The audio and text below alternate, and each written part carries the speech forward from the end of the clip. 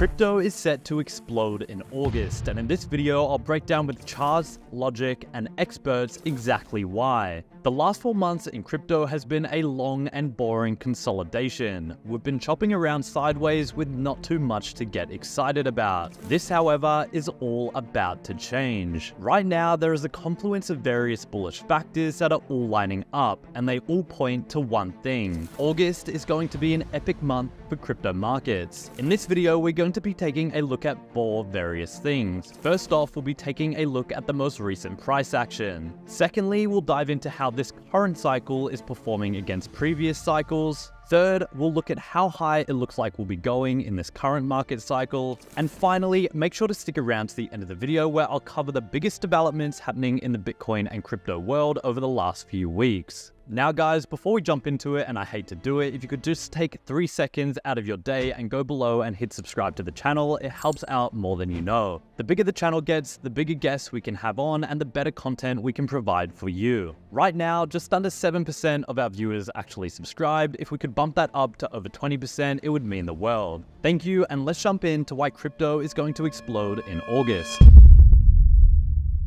Alright guys, let's jump into why crypto is crashing and why I think you should be extremely bullish for August and especially the rest of the year. So, as you know by now, crypto is crashing, prices are down, sending us all back to McDonald's. However, fear not, I think this video will make you feel a lot better.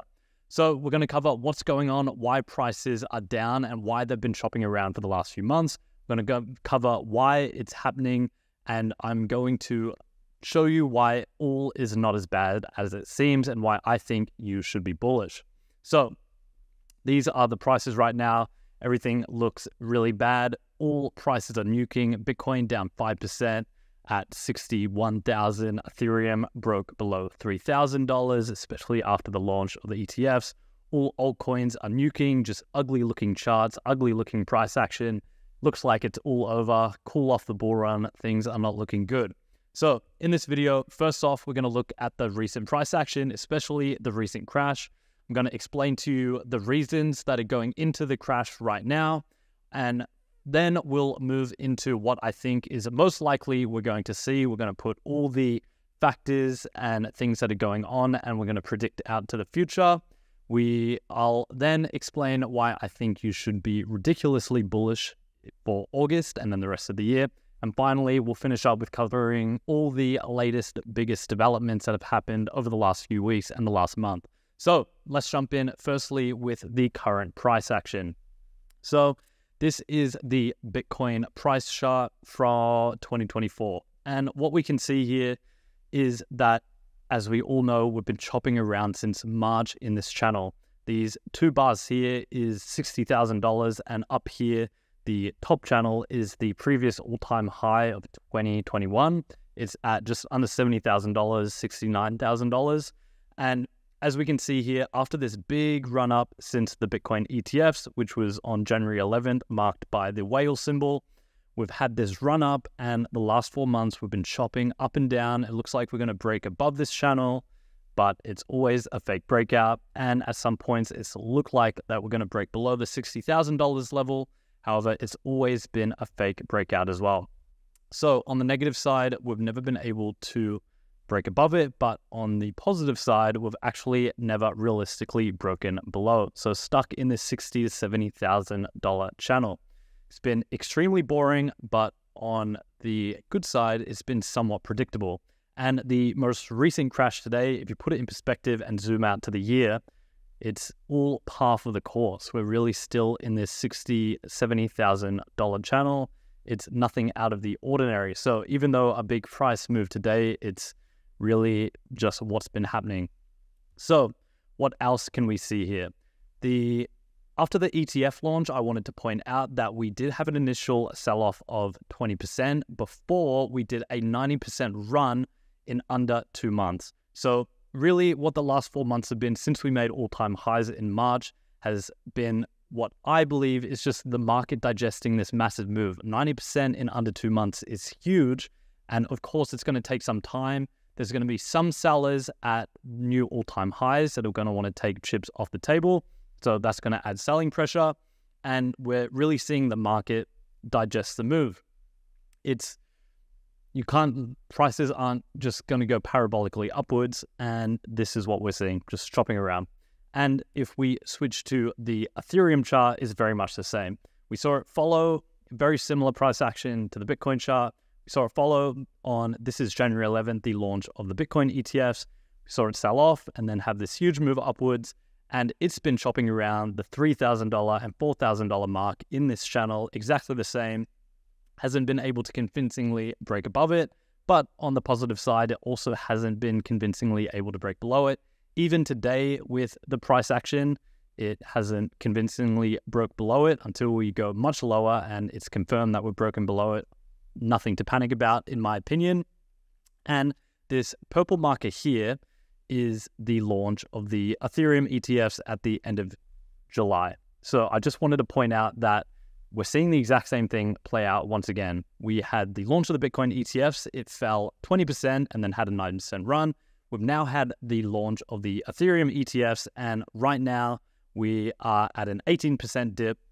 So really, it's just the same story. So even with the crash today and the negative price action, to be honest, it's all par for the course. We're digesting the big move upwards. We're in a channel. We're going up and down. Haven't been able to break below it. Haven't been able to break above it.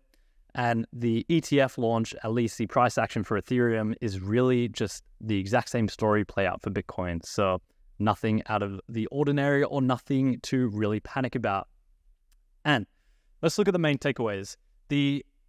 What I see in the price action over the last year is, as I said, the market digesting this huge 90% move after the Bitcoin ETFs.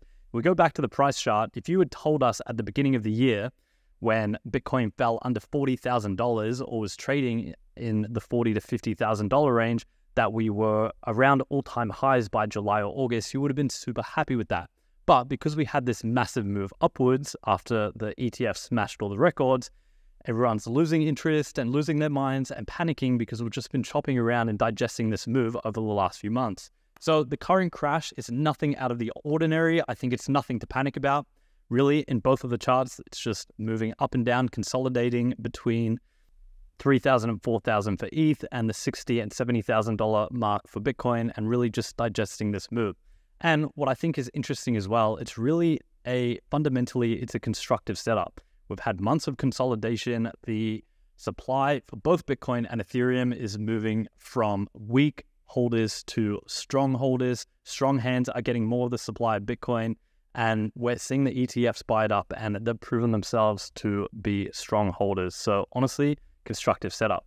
So that's the main takeaway from price action, nothing to panic about. Now, let's jump into why the price is crashing today and why it's been chopping around for the last few months. Why has it been so boring? And I've distilled it all down into 6 main reasons that I'll go over quickly now so we can understand the dynamics that are playing out in the market. So, first of all, today, the reason behind the big crash is unemployment figures came out in the US and they were over what was forecasted. So they came in at 4.3%, whereas the forecast was 4.1%. So it was higher than usual. This means the economy is weaker than expected. This means it looks like we're going into a recession. Everyone panicked, and what it led to was the worst day in equity markets since the pandemic, and we really saw crypto prices just follow the herd. We saw the biggest sell-off, and Bitcoin, Ethereum, and altcoins being further out on the risk curve also got slaughtered. How bad is unemployment coming in higher than usual, really? It was 0.2% worse than forecast, so not a huge miss. However, something that is interesting, and once you're in investing markets and financial markets long enough, you come to realize something in that oftentimes bad news is actually conversely good news, and good news actually is conversely bad news a lot of the times. And what do I mean by that? Because unemployment came in hotter than expected, it was 0.2% worse, and it indicates that there's a worse economy. It paves the way to rate cuts in September. And what that means is the Federal Reserve will lower interest rates and stimulate the economy, which means there'll be more money in the economy, and this will create more jobs. It'll make more money will flow into markets. Every time there's a rate cut, equity markets and crypto markets go upwards because there's just more money. Money's cheaper to borrow, there's more money in the economy, and it slowly flows its way out onto the risk curve and asset prices go up. In this way, conversely, normally bad news is good news because it signals that the Federal Reserve is going to stimulate the economy. They're going to cut rates or do some form of monetary easing. And usually good news can be bad news because it could indicate that the Federal Reserve is going to increase interest rates or they're going to tighten monetary policy, which means they're going to take money out of the economy.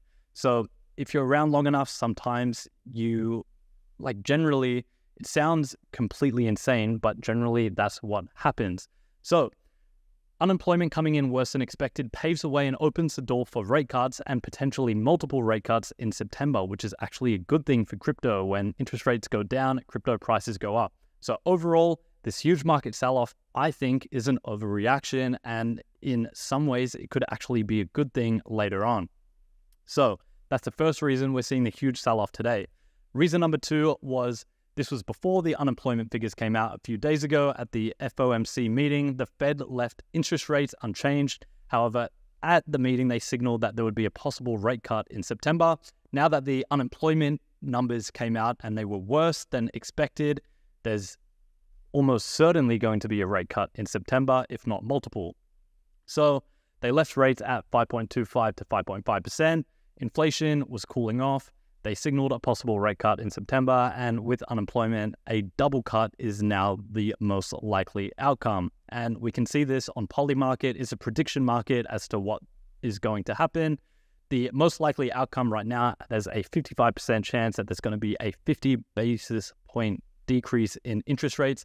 This would be extremely good for crypto. More money, the more monetary easing there is, the more that assets further out on the risk curve, so Bitcoin and crypto outperform. Is it even a bad thing that they left rates? They signaled in the meeting that it was shown inflation is cooling off. That's a good thing. That means interest rates can come down. There are definite going to be rate cuts in September now. There's most likely going to be multiple rate cuts in September, and crypto and Bitcoin is going to benefit the most from this. So is it even a bad thing? I would argue that it's a bullish thing at this point. Now, reason number three that we've been shopping around the last few months and not really been able to make moves higher despite a bunch of bullish catalysts is the Mt. Gox coins. For those of you who don't know, the US government way back, it's almost 10 years ago now, seized billions of dollars worth of Bitcoin off Mt. Gox, which was at one point the biggest Bitcoin exchange in the world. In July of this year, they began distributing the Bitcoin holdings back to the original holders of the Bitcoin. So Mt. Gox got hacked back in 2014, and eventually US government, the feds came in and seized all the remaining Bitcoin that Mt. Gox owned. And there's been a 10-year bankruptcy process, which has now finally come to a head. And the original investors in that Bitcoin and the creditors are getting their distributions of Bitcoin back to them. So Bitcoin has not been taking the news well because we're seeing huge transactions on chain of massive amounts of Bitcoin. On one, we saw $2.8 billion of the Mt. Gox Bitcoin being moved, which is a signal that it's going to be distributed and potentially sold. In total, they have $9 billion in Bitcoin. The distributions already started. They started in mid-July. And the reason that this is bearish and going to be selling pressure is because these Mt. Gox investors lost their coins 10 years ago. They lost their coins when Bitcoin was trading at just $600 per coin. And they are now getting their Bitcoin back when Bitcoin is sitting at $60,000. So they are sitting on a 100x. So there's undoubtedly going to be at least some selling pressure. If you were getting an investment back after 10 years and you'd made a 100x on it, there's a likelihood you'd be selling at least some of your investment. Not all of these investors are going to be selling, but there's a definite chance that a good portion of them are going to be selling. So how bad is this really? There's undoubtedly at least going to be some selling of the 9 billion. However, it's probably not going to be as severe as most people are fearing.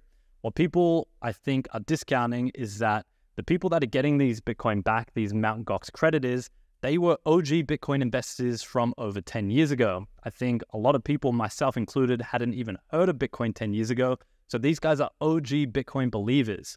I think a larger portion than we expect will end up actually holding their Bitcoin. Finally, this is a one-off event. It's been overhanging the markets. We have known for years that these Mt. Gox creditors would eventually get their Bitcoin back. And it's been like this big dark cloud that has been hanging above markets. It's a one-off event. We're going to be able to move past it now. So overall, definitely going to be some selling pressure, and it is semi-bearish, and this will be hanging over the market at least for the next month or so. That's one of the reasons that we're seeing the choppy price action.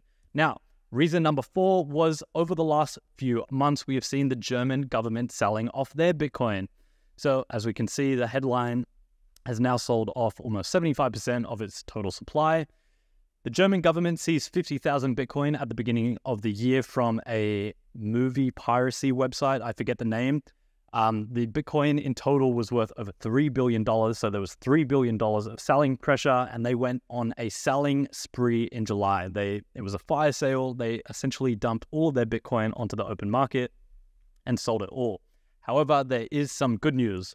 They are now completely out of Bitcoin. So this is completely finished, and there's no more selling pressure out from the German government. However, it was definitely a huge factor in why we're seeing this choppy price action. They made up a big chunk of the selling pressure that we've seen. Finally, number 5 is minor capitulation. This one is a little complicated to explain, but I'll break it down. And we have a tweet from the OG on-chain Bitcoin analyst, Willy Woo. He says, when does Bitcoin recover? It's when weak miners die and hash rate recovers. This one's for the record books, as it's taking a lot of time for minor capitulation post-halving. Now, what is minor capitulation? Minor capitulation is something a market dynamic we have seen ever since April 20th, and it occurs at every Bitcoin halving. It happens at every single one.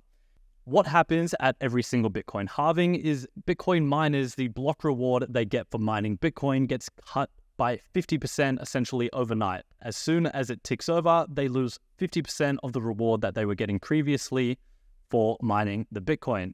And to give this context, Bitcoin miners are really large-scale businesses. They operate as businesses, they have staff and computer and electricity costs, and the income that is coming in is the Bitcoin that they receive from mining. So overnight, their income gets cut in half. So what does this do to the ecosystem of Bitcoin miners?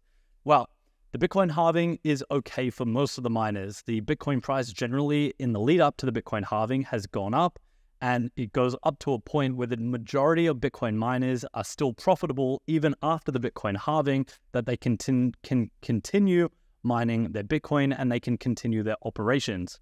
However, this isn't the case for all Bitcoin miners.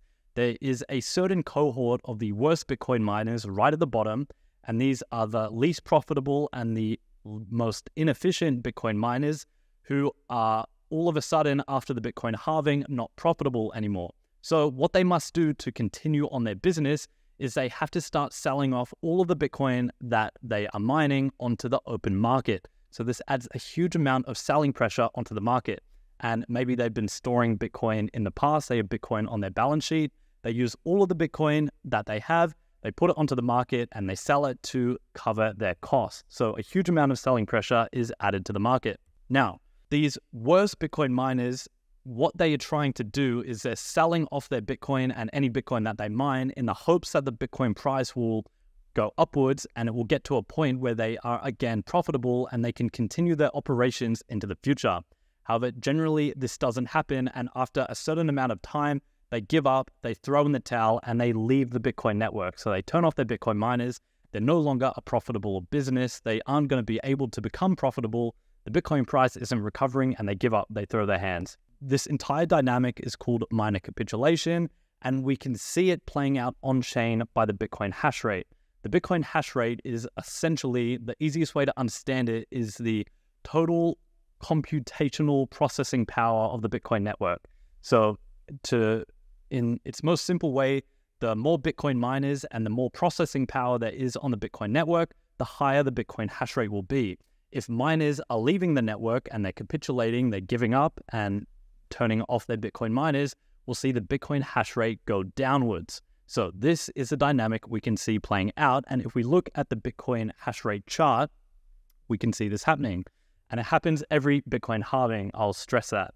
What's interesting is the 2024 miner capitulation has been record-breaking. So back in the 2016 Bitcoin halving, it took 24 days. The hash rate decreased before the miners gave up. They threw in the towel, and then we saw the Bitcoin hash rate start to improve.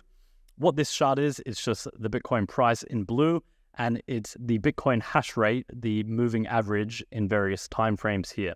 So when it's going up, there's more Bitcoin miners, there's more computational power on the network.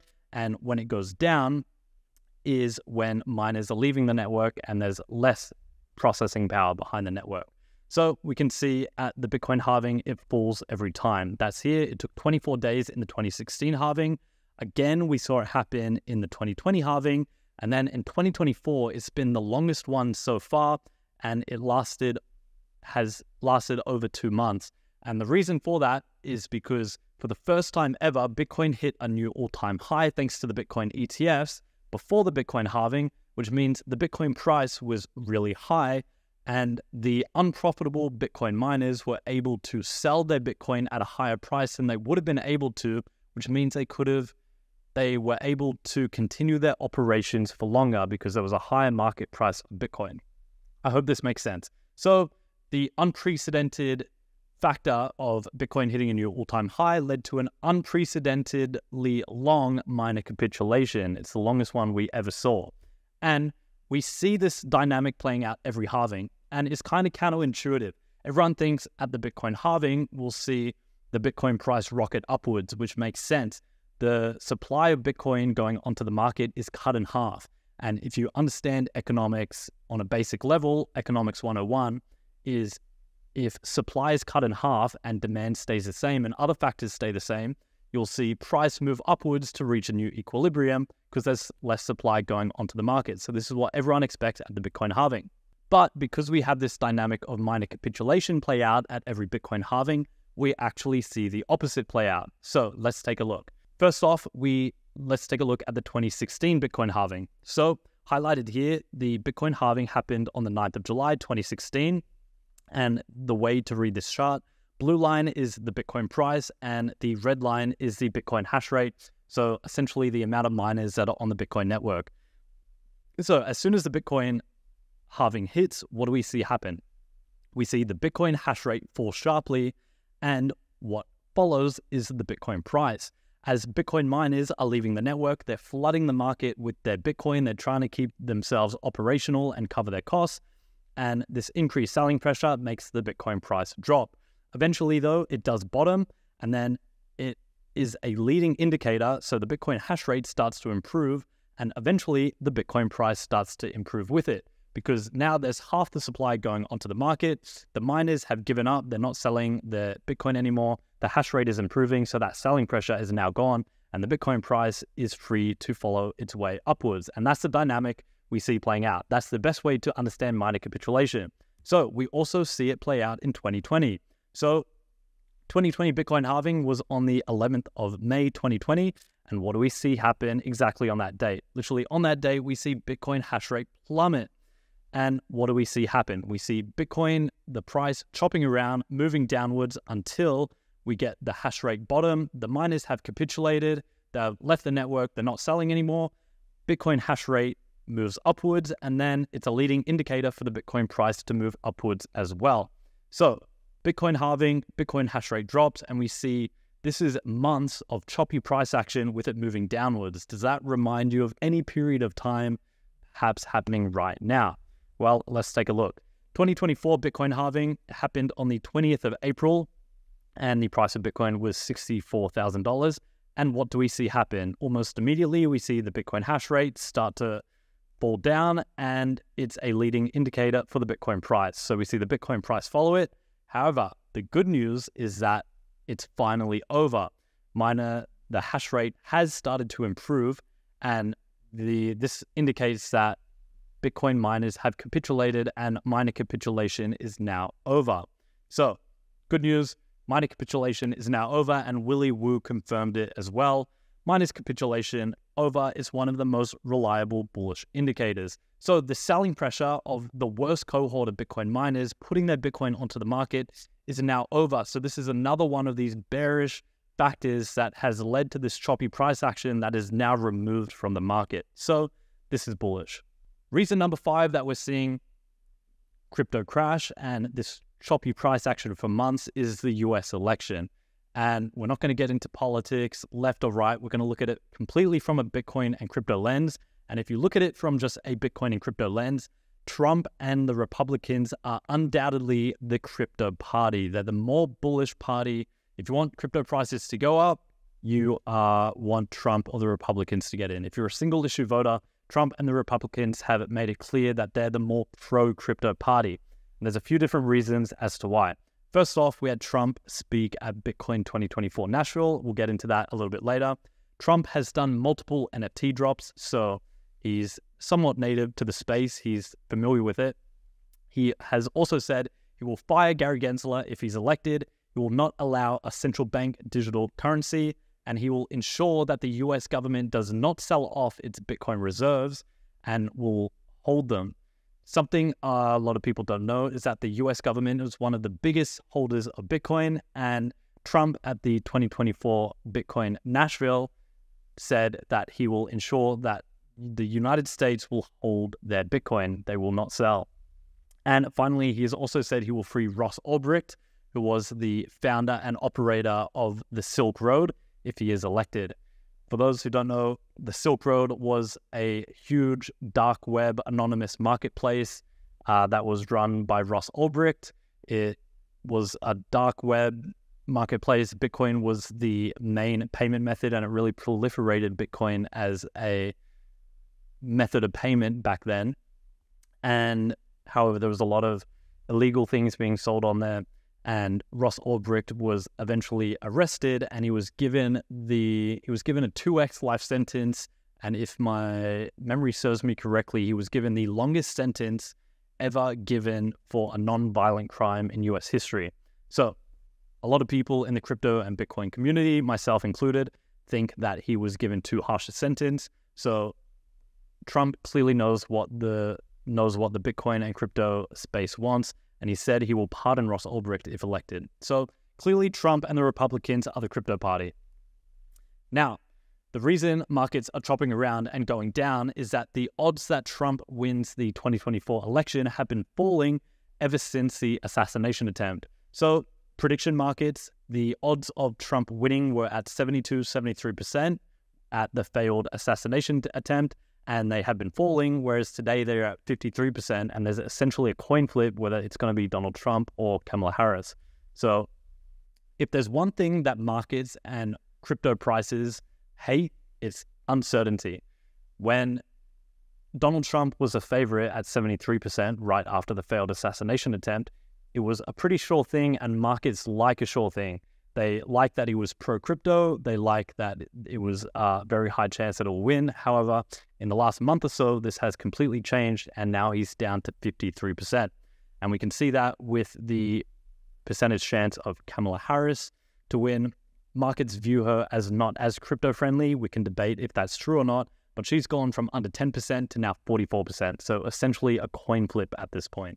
Another way of looking at this is that equity markets want Trump to win as well. If we look at the odds of Trump winning versus the price of the NASDAQ, they're very closely correlated because the market is interpreting a Trump win as bullish for equities and crypto. So ignore left, right, and politics. If you just want your bags to go up and you're a single issue voter when it comes to crypto, you want Trump to win because markets are interpreting that he'll be more pro-crypto.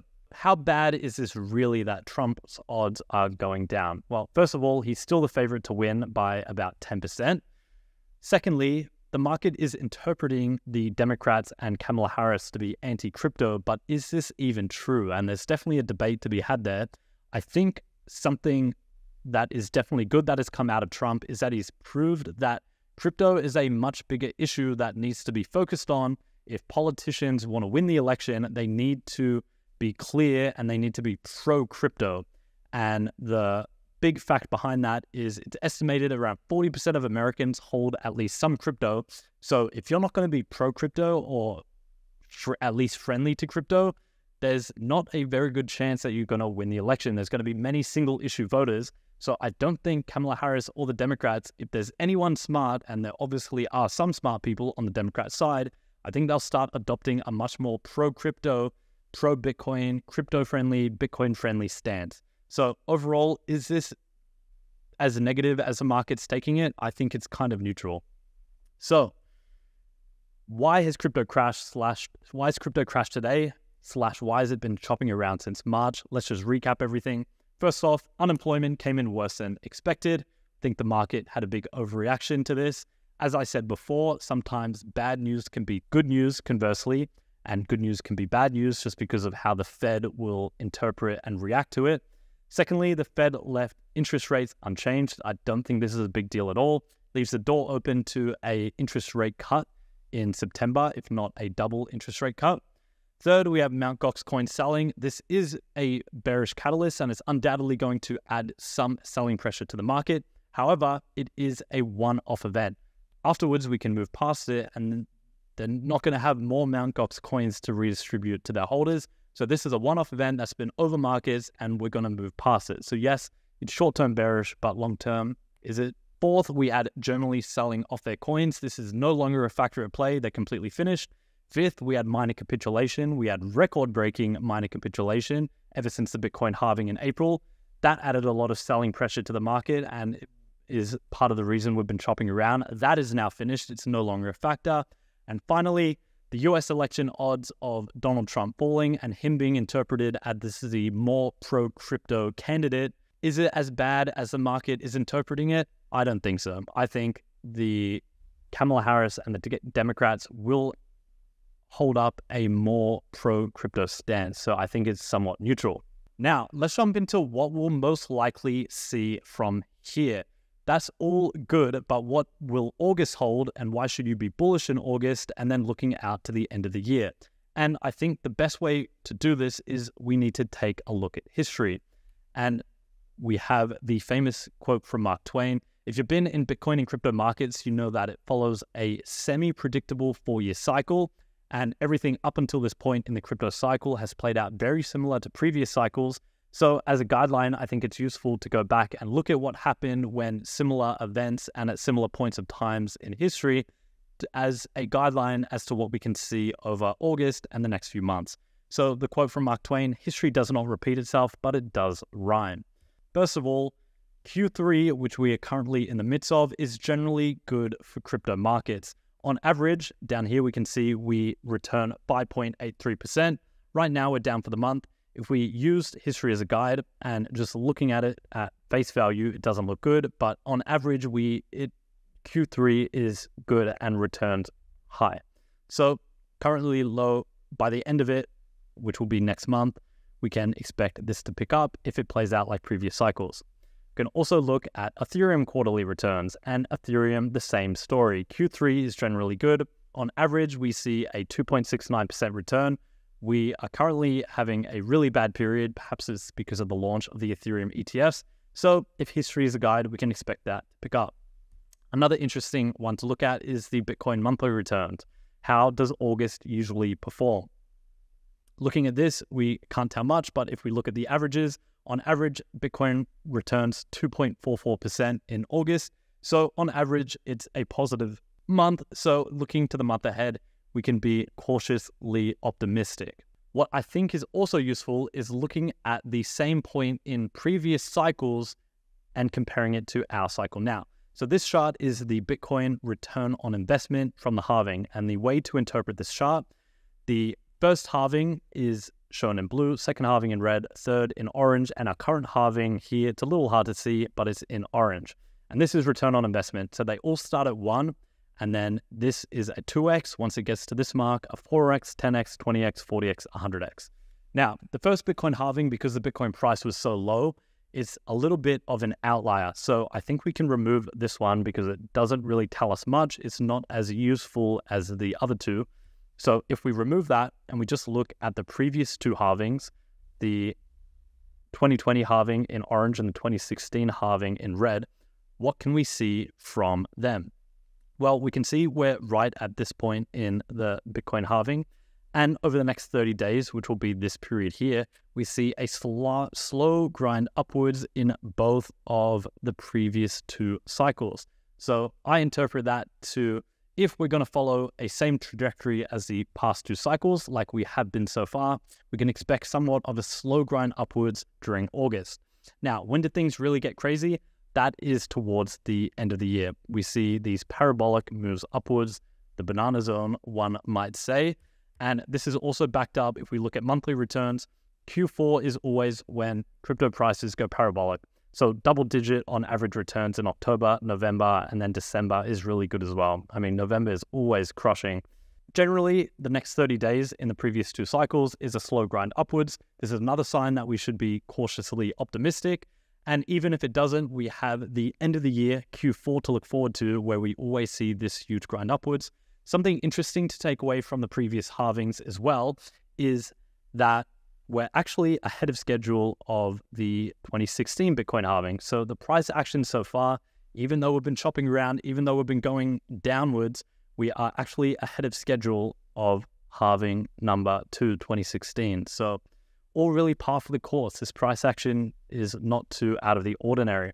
Now, something else you might be paying attention to, if you just extrapolate this green chart out, might be more useful to go and look at all the previous crypto cycles. One pattern that we see is diminishing returns in each cycle. So first cycle, we peak the highest, and then the peak gets lower and gets lower again. So what can we expect? I would imagine that we'll see us peak out around this area in the 500 to 600. This is just extrapolating the cycle out and looking at previous trends and patterns. But it looks like we'll peak somewhere between 500 and 600 days after the Bitcoin halving, and it will be somewhere in the 2x to 4x region. And if you remember the Bitcoin halving, we were at $64,000 at the Bitcoin halving. So between a 2 and a 4x would imply a $120,000 to a $240,000 Bitcoin price. So, and happening 500 to 600 days. If you extrapolate it out, and if it continues to play out like the previous cycles, we're seeing all the dynamics that we've already talked about play out in this cycle. After the Bitcoin halving, we see the price move downward somewhat, minor capitulation, shop sideways. And then right at the point we are now, we see this move upwards, and then moving into Q4, we see this parabolic rise up. So I would be cautiously bullish just looking at the previous cycles. So main takeaways, Q3 generally good for crypto. August also on average generally good for crypto, so we can be cautiously optimistic. Looking at previous cycles, at this point in the previous cycle, prices start to pick upwards and grind upwards. And finally, if we pay attention and are looking to where the cycle is going to top, if it continues to play out like the last 2 cycles, we would think it would peak at some time around the 500 to 600 days after the Bitcoin halving, and that would put the top somewhere between September and December of 2025. So that's all interesting. We're still very early in the bull run. All the signals are telling us that, and we have probably over a year to go. So I would be cautiously optimistic and bullish for August. Let's jump into why we should be bullish. And I've broken down various reasons. But before that, if you watch this far into the video, you're clearly interested in Bitcoin and crypto. If you want to do yourself a 10-second favor, sign up to the Crypto Nutshell. It's my daily 5-minute crypto newsletter. If you click the first link in the description, you'll see this. All you have to do is enter your email and click subscribe, and you'll join over 60,000 other daily investors who get our quick 5-minute daily newsletter on everything going on in crypto markets. So here's why you should sign up. It's written by not only me, but a team of on-chain analysts. We go over everything every single day. We've never missed a day. It covers any of the breaking news in crypto that you need to know, covers expert predictions and top analyst opinions. So if there's something important you didn't need to know, we'll make sure you know it. And finally, we cover on-chain analysis. The cool thing about Bitcoin, Ethereum, and the crypto market is you can look on-chain and get various indicators that are bullish or bearish, and we break down the most important ones and then send them to you in very easy to understand ways. Also, we condense it all. It takes you 5 minutes or less to read.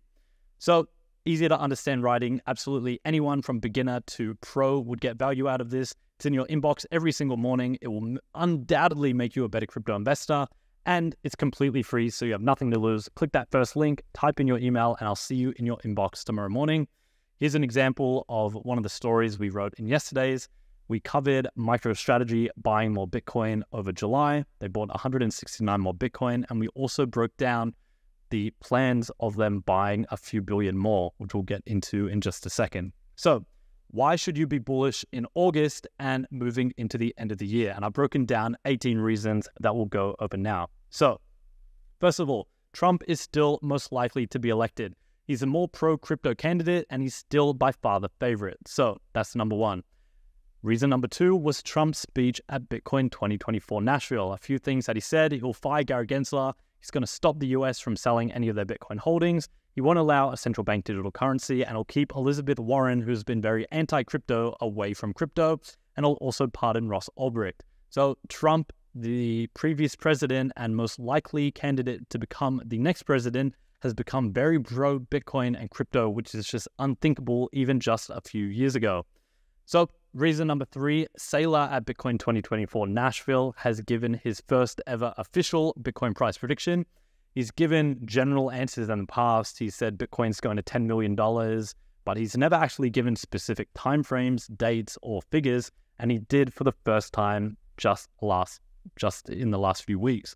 So here were Saylor's predictions, and they are incredibly bullish. He gave a 21-year forecast. He had three separate scenarios. He had a bear case of Bitcoin's price going to $3 million. He had a base case of Bitcoin's price going to $13 million. And he had a bull case of Bitcoin's price going to $49 million. And the bear case would imply a yearly return of 21%, the base case 29%, and the bull case 37%. So Saylor is clearly incredibly bullish and has 100% conviction in Bitcoin. He thinks it's going to between $3 and $49 million over the next 21 years. Bullish. Number four is Saylor bought more Bitcoin over July. Over July, MicroStrategy, Saylor's company, bought an additional 169 Bitcoin for $11.4 million. They now hold over 1% of the total supply that they can ever be of Bitcoin, 226,500 Bitcoin. And interestingly, within their press release, not many people picked up on this, but MicroStrategy are going to offer a new $2 billion at-the-market equity offering program. And they didn't say the reason why, but we all know the reason why. It's to buy even more Bitcoin. So Saylor has made it abundantly clear that he's never going to sell his Bitcoin, and he's only going to continue to buy more and more and more. He's going to buy $2 billion more in the very near future, and he's just one guy, and he's bought up over 1% of the supply. It doesn't take many Saylors to completely remove the supply of Bitcoin. I mean, I cannot conceive how you cannot be ridiculously bullish on Bitcoin and crypto generally on a long enough time span. There's just too many things going on, and it's just insane to me. So bullish. Number six was RFK's speech at Bitcoin 2024 Nashville. In his speech, he said if he was elected president, he would make Bitcoin a strategic reserve asset. He said he would make the US buy 550 Bitcoin daily until 4 million Bitcoin was owned. Now, there's very little chance that RFK is elected. At one point, I think he was a top 3 candidate. But the main point here is that front-running and leading potential candidates for presidency are talking about crypto, and they're talking about Bitcoin in this hugely bullish way. And clearly, Bitcoin and crypto has become this huge political issue, which is just nuts. Even a year ago, you would never expect this. And there's so many events and factors that are playing into this that the news can't even cover it all. A lot of these things get swept under the rug. This would have been huge crypto news just a year ago, yet it was overshadowed by the Trump speech, by the Michael Saylor speech. Yet this is hugely bullish. Main point, crypto is a huge political issue. Number seven, Senator Lummis, had a speech at Bitcoin 2024 Nashville, and she presented the Bitcoin Strategic Reserve Bill, which would make Bitcoin a strategic reserve of the United States. The plan was to accumulate 1 million Bitcoin for the US over the next 5 years. Now, there's virtually no chance of this passing. However, it's still bullish because the main takeaway is that politicians care about Bitcoin and crypto. It's clearly become a political issue. And this is huge. It's hugely bullish.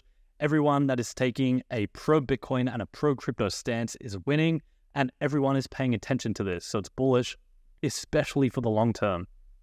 Now, number 8, Germany is finished selling. This selling pressure is no longer on the market. Number 9, as we've covered already, miner capitulation is finished. The hash rate generally recovers first, and then price generally follows it. The hash rate normally is a leading indicator for the Bitcoin price, and we have started to see the hash rate recover. What would that mean for the price? Miner capitulation finished, that's bullish.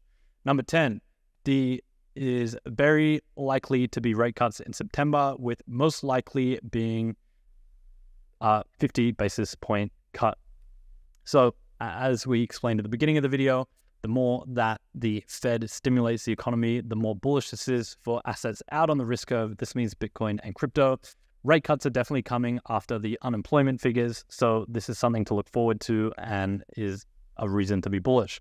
Number 11, the ETFs are still going crazy. Despite all this choppy price action and downward price action since the new all-time high, the Bitcoin ETFs have been in the background and they've just been vacuuming up the supply of Bitcoin. So as of yesterday, all of the Bitcoin ETFs hold 912,821 Bitcoin.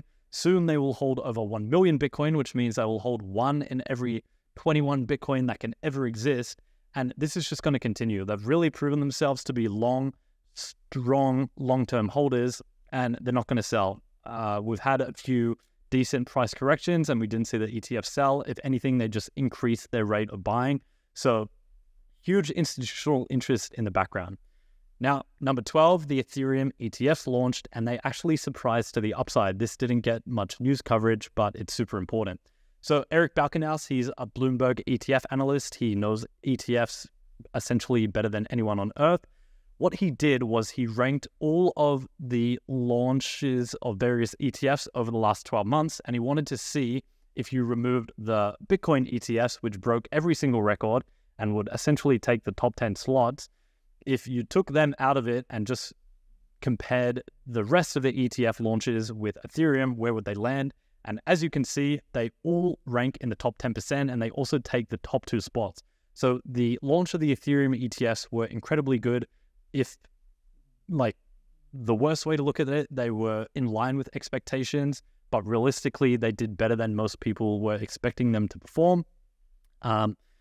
And here, if the Bitcoin ETFs didn't launch, the Ethereum ETFs were the best performing ETFs of the last 12 months. And we can see that again here. Someone asked Eric Balkenhaus, was the first day of trading for the Ethereum ETFs positive or disappointing? And he said positive. If he gave it a letter grade, he would give it an A. So the Ethereum ETF surprised to the upside. So that shows that there's demand on Wall Street, but not just Bitcoin, but also Ethereum. That is incredibly bullish, especially for the future. Now, reason number 13, and this is super important. If you're watching this video, you are ahead of the crowd. Retail is 100% not interested, and they're not back in crypto markets. And I have the stats and figures to prove it. So this chart here is new YouTube subscribers for the biggest YouTube crypto channels on YouTube. So these are all the biggest crypto YouTube channels, and these charts show the new subscribers, so new people coming into the crypto space and subscribing. What we can see is in the previous bull run in 2021 is when we saw the crypto craze, everyone coming in, it was mainstream, so many new investors coming to the space. Then we had the bear market, and then we sort of had this revival in the run up to the ETFs, and then at the all-time high, it looked like we were going to have a revival. But ever since then, we've essentially seen nothing, and now we're at the point where we're down here, and it's essentially at the depths of the bear market. So the amount of retail interest and mainstream interest in crypto is comparable back to the depths of the bear market back in 2022 and 2023, which is just insane because we're still only 10%, 15, 20% away from all-time highs. Bitcoin's still trading above $60,000, and there's essentially bear market level interest in crypto. So that's new YouTube subscribers. Another way we can see this is new YouTube views. So we can see the big peaks in 2021, and then we got a little bit of a resurgence in March at the new all-time high, and then it's come back down, and we are essentially at bear market levels, which is just insane. If you're here, if you're still in crypto, you're still investing, you're still paying attention to the space, you are well ahead of the crowd. That is super important because if you want to make money in investing, you have to be early and you have to be going against the consensus. And right now you are against the consensus. There's no mainstream interest in crypto whatsoever. Another way to look at this is it's not just YouTube. New Twitter followers of the biggest crypto accounts can see huge run-ups in 2021, a little bit of a resurgence at the all-time high in March. And then the last few months, it's been so boring. No one's interested anymore. And we're back down to bear market levels. Insane. It's crazy. It is crazy. But this is all bullish. This is not negative whatsoever. The price is still being so high with essentially no retail interest and no mainstream attention to the space is so incredibly bullish. I want to stress that. Another way we can look at this is search terms for Bitcoin and crypto. So we saw huge booms back in 2017, again, peaks in 2021. And then we saw a bit of an uptick in March of this year, but now we're back down to levels, back to 2022 bear market levels. So it's essentially all been reset. This is a good thing. Now, I also know this subjectively. For those of you who don't know, I run multiple YouTube channels on crypto. I can see across the board YouTube views are down. There's just not that attention in the market anymore. We also run various ads on Facebook and Instagram, and you can see the ad rates, so the amount it costs, and they're all about crypto products. So the cost per acquisition goes up when there's less people interested in crypto, which makes sense. And that is what's happening right now because there's less interest in the market. Ad rates are down. Crypto, and just subjectively, crypto in general is chopped liver. Those friends that only come into the crypto space, those family members that talk to you when we're at the peak of the bull market, none of that is happening. No one is talking about crypto, so retail and mainstream interest is just not in the space. Now, reason number 14 to be bullish. We are back to generally, historically, Q3 is a good quarter, as we can see. On average, plus 5.83%. Currently, we're down, so we would expect this to improve over August and September. Historically, August is also a good month, so we normally have a positive 2.44%.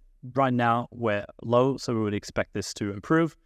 16 at this point in previous cycles, as we covered, crypto starts to move. So we're at this point where we really start to grind upwards over the next 30 days, and this leads us into Q4 when we start to get those parabolic moves upwards. Number 17 reason to be bullish is Morgan Stanley, which is the 8th biggest bank in the world, just added the Bitcoin ETFs to its platform. So a lot of people don't know this, but when the Bitcoin ETFs launched, various platforms decided not to add the Bitcoin ETFs to their customers, so they literally weren't able to buy the Bitcoin ETFs. I think the biggest example of this was Vanguard, but Morgan Stanley was one of these as well, and they just added 2 of the Bitcoin ETFs to allow their customers to buy. So that just gave exposure to a huge investor base, and we're going to continue to see this into the future of more platforms adding the Bitcoin ETFs. Bitcoin ETFs are just going to end up buying more Bitcoin. That's bullish. Number 18, the end of year, Q4, I've hinted at this, is so incredibly bullish. Even if August we get a choppy month and it isn't the bullish explosive move and the grind upwards that I think it will be, even if it's just more sideways shop, Q4 is always explosive for crypto. If August is sideways shop, that just gives us another month of being able to accumulate at these prices. We know that rate cuts are coming in September and most likely more later in the year because the economy is looking weaker. We also have the US election being wrapped up in November.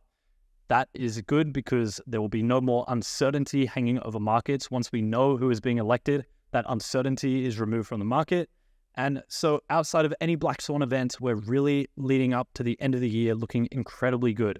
We don't have any of these big sellers, the miners, Mt. Gox, the German government, all this weird selling pressure. We have rate cuts coming. Q4's always explosive for crypto. And then we have this uncertainty of the US election finally gone. So the end of the year is looking incredibly bullish. So that is all for today's video. I hope it made you feel better amidst the current market crash. The main point I want to get across is that things are looking really good. I know it's been boring. I know the last few months have been choppy, but it's really been nothing out of the ordinary. We have so much to look forward to. If you're still in the space, if you're still reading, you are ahead of the herd. You are going against the consensus and you are early, which is all the recipe you need to outperform and be a good investor and make good returns. So I hope this video was of value to you.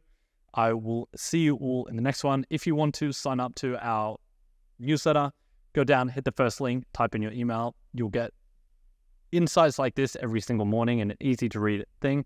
But besides for that, I hope this video provided you some value. I'll see you guys all in the next one. And as always, all the best.